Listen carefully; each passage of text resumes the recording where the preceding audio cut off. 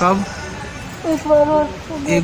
एक बार और रेप करने की कोशिश की थी पहले? हाँ। अच्छा, इससे पहले रेप करने की कोशिश की थी? हाँ। लेकिन क्या हुआ? मैं वहाँ से भाग आए थे? तो फिर मुझे देख के कह रहा रवि कुछ हुआ है कि नहीं। कुछ हुआ कि नहीं? हाँ, पंडित से अच्छा फोन करके। अच्छा, हाँ। तो रवि कह रहा था कुछ हुआ कि नहीं? हाँ, तो मैं समझ गई। हाँ। मिले हुए हैं। अच्छा, हाँ। ये दोनों मिले हुए हैं? हाँ। तो उस समय तो बच गए आप। फिर तो उस दिन हुआ। उस दिन जिस दिन आपकी चोट लगी है उस दिन रेप हुआ है? हाँ। अच्छा, दोनों ने किया था, कोई और भी था? वो दोनों थे और बाकी सब भाग गए थे। अच्छा, बाकी सब भाग गए थे? मम्मी को देखते ही। अच्छा, मम्मी को देख के भाग गए थे? तो आप उस समय होश में थे? थोड़ा सा होश था। थोड़ा सा होश था? हाँ। अच्छा अच्छा, तो रेप हुआ आपके साथ? हाँ। उसके बाद क्या किया? और मेरी मम्मी ने मुंह में पानी डाला तो कुछ नहीं, क्या हुआ।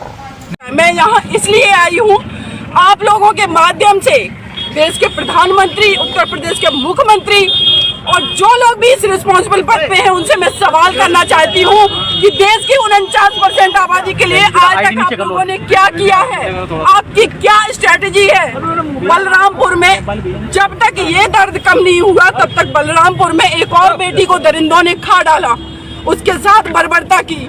मैंने निर्भया को जस्टिस दिलाया, मैं मनीषा को भी जस्टिस दिलाऊंगी। कहाँ तक ले जाएंगी इस केस को? क्या आप केस लड़ने की बात कह रही हैं? बिल्कुल, मैं केस लड़ने की बात कह रही हूँ। सुबह उनके भाई सत्येंद्र से बात हुई लेकिन वो क्लियर बात नहीं हो पा रही, वो लोग बहुत दुखी हैं।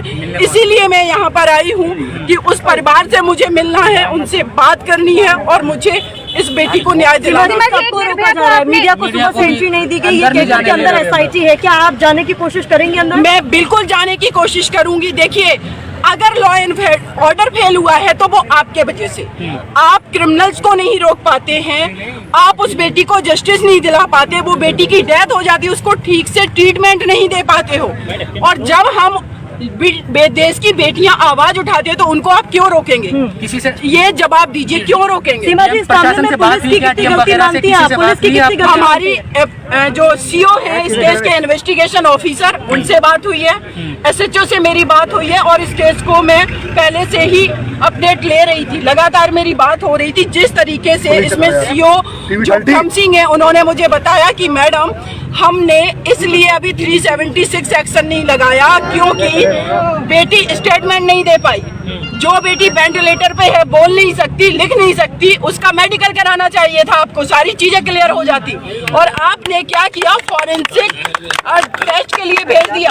एक इस देश के अंदर फॉरेंसिक लैब कितनी है, 2-2, 3-3 महीनों में रिपोर्ट आती है, तब तक इस देश की बेटियां क्या इसी तरीके से मरती रहेंगी? ये सवाल है।